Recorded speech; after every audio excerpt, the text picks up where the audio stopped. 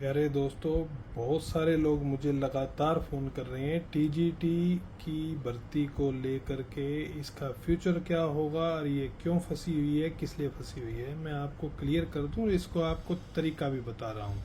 जब भी आप अपने किसी वकील से बात करें तो उसको वही चीज़ बताने का काम करें जो मैं आपको बताने जा रहा हूँ। नोट कर लें इस चीज़ को। देखिए, टीजीटी की जो रिक्रूटमेंट है इसको फंसाया सरकार ने। इसमें न किसी कैंडिडेट का कोई दोष है न कोई दोष था। अब सबसे पहले जो है टीजीटी के अंदर जुलाई का, पिछले साल जुलाई के अंदर एक केस डला था, जयपाल शर्मा के नाम से था। अनुराग गोयल साहब उसमें एडवोकेट थे, जिसमें ये मांग की गई थी कि जिस प्रकार आप गवर्नमेंट स्कूल को एक्सपीरियंस के नंबर दे रहे हो तो ऐसे ही गवर्नमेंट एडेड स्कूल्स को भी एक्सपीरियंस के नंबर देने का काम करें। उस मामले के अंदर हरियाणा के महाधिवक्ता ने कोर्ट में आके स्टेटमेंट दिया कि सर हमारी कंसीडरेशन में है, government is actively considering the fact, और हमारे कंसीडरेशन में है कि ये नंबर दिए जा सकते हैं, नहीं दिए जा सकते हैं। हम इसके ऊपर फैसला लेने वाले हैं। जब तक ये फैसला नहीं लेते तब तक हम रिजल्ट डिक्लेयर नहीं करेंगे। ये स्टेटमेंट दे दिया। अगली डेट पे इन्होंने उस स्टेटमेंट को क्लैरिफाई करने का काम किया अगस्त के अंदर कि जो है गलती से हमने स्टेटमेंट दे दिया था, ऐसा ये कोई और मामला था, ये मामला नहीं था।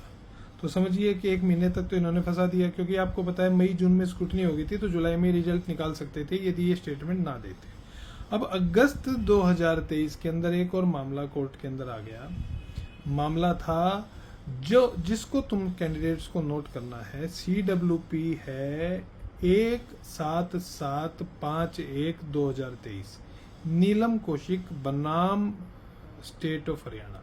ये मामला डला हाई कोर्ट के अंदर, और इस मामले में ये मांग की गई कि कमीशन ने अपने एंड पे एक रेजोल्यूशन फाइल बनाया था, दिया था, जिस रेजोल्यूशन के तहत जो आपका एस्टेट है 2015 वाली वैलिडिटी को एक्सटेंड कर दिया था 2023 वाली इस भर्ती के लिए, टीजीटी की भर्ती के लिए।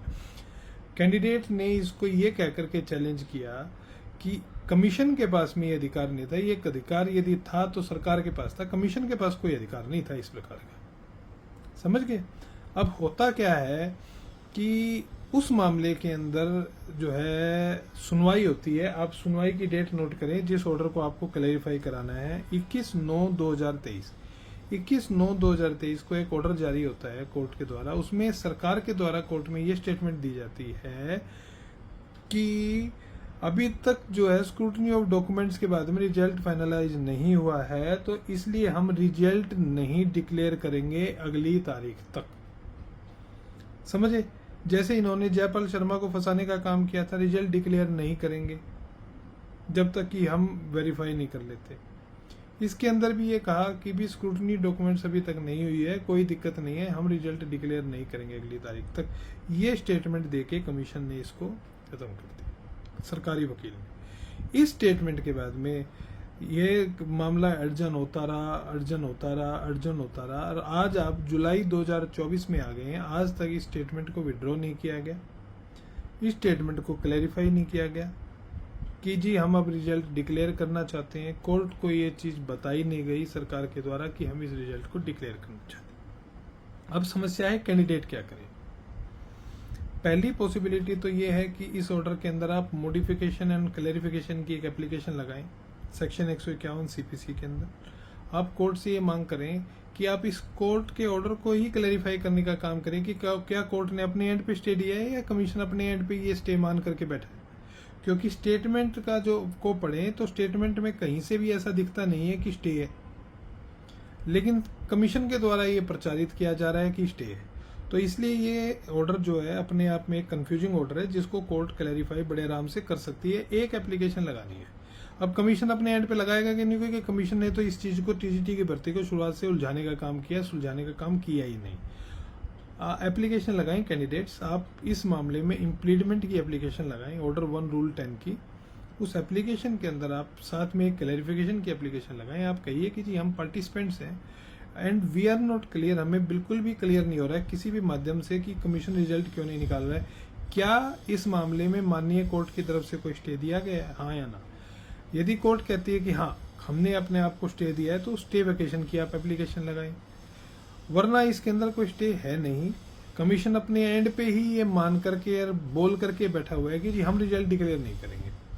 मॉडिफिकेशन एंड क्लैरिफिकेशन की एप्लीकेशन मान करके चलिए पहले ही दिन, क्योंकि अब जो है नए चेयरमैन ने इंस्ट्रक्शन दी है स्टाफ को कि आप पहले ही दिन जब कोर्ट में केस लगे तो आप एक दिन पहले आप इंस्ट्रक्शन देंगे सरकारी वकील को कि आपने कोर्ट में कल क्या बोलना है। तो आप मान करके चलिए कि कमीशन की तरफ से पहले ही दिन ये स्टेटमेंट आएगी कि जी हमारा रिजल्ट तैयार है, हम रिजल्ट डिक्लेयर करना चाहते हैं। आपकी इम्प्लीडमेंट की एप्लीकेशन जिस दिन कोर्ट में लिस्ट होगी, यानी कि आप मान लीजिए कल कोर्ट में एप्लीकेशन लगाते हैं, 4 दिन में उसकी सुनवाई होती है, तो मैं बहुत आश्वस्त और आशान्वित हूं कि चौथे ही दिन ये मामला क्लैरिफाई होकर के शाम तक आपका रिजल्ट आ जाएगा। वरना मैक्सिमम टू मैक्सिमम एक डेट के अंदर ये मामला क्लैरिफाई होकर के रिजल्ट आ जाएगा।